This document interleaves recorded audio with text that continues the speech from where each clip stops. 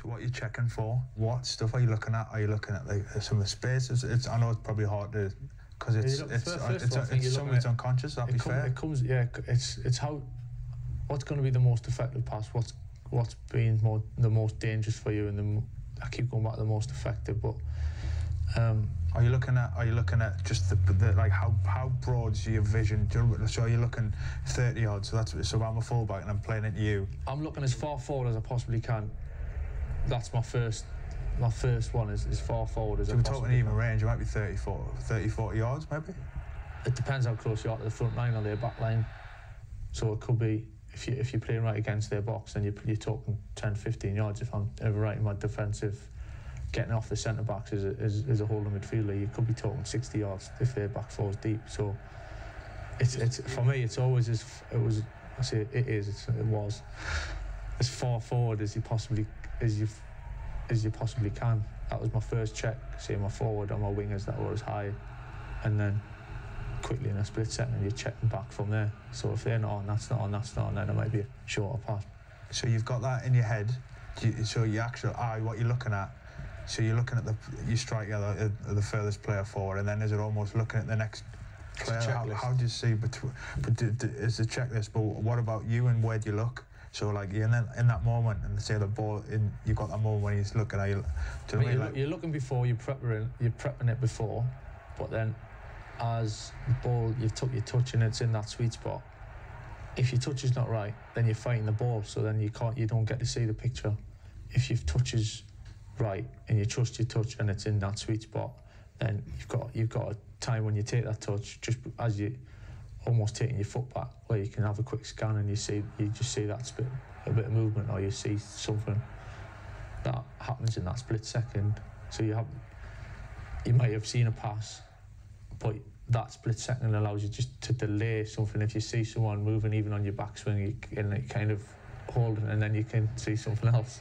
But you're talking like milliseconds. I think the difference often where I thought one of your biggest strengths was that you could leave your decision to execute, you committed later than most.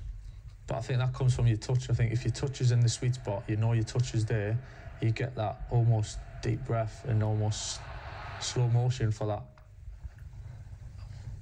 Literally, we're talking like not even a blink of an eye, but it feels like the game slows down for a second, and you quick scan, and then you see, and you try to pick the best pass. It doesn't always work, but I think it just gives you that chance of, like I said, if that's a pass I want to make to the left through the lines, but the pass is not on for a split second, then you've got to disguise that one, maybe it's to the right a little bit, and hoping or waiting for him just to take that half a step. As soon as you see his body language or his body moving, and then that gives you the chance to just put it in where you want to put it in. So what you're sort of describing is that you've got the bigger picture, and you've actually got 2 or 3 pictures going on.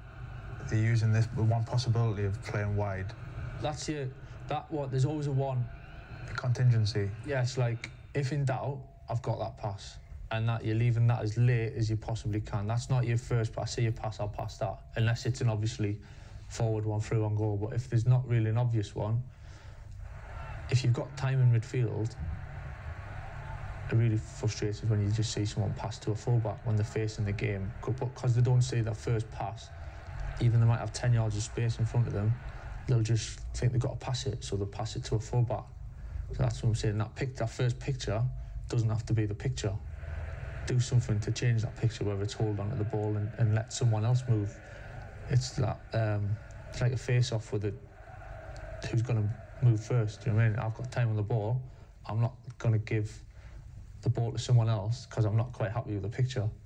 So then wait for a midfielder to move, or one of our lads, your own players, to move, to then make a better picture, and then you can make the decision then.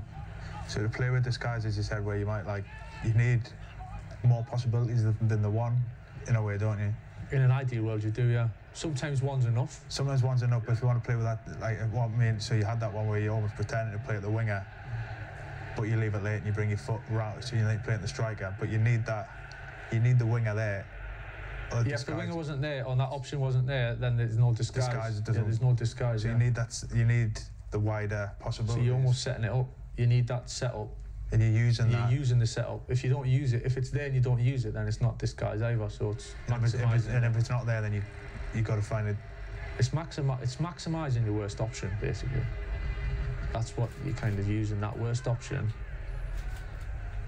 and bringing the best out of that situation. And that might be your option, so you do give it to the full-back and then fine, readjust, whatever, but can you maximise that worst option to bring something else more positive to the game?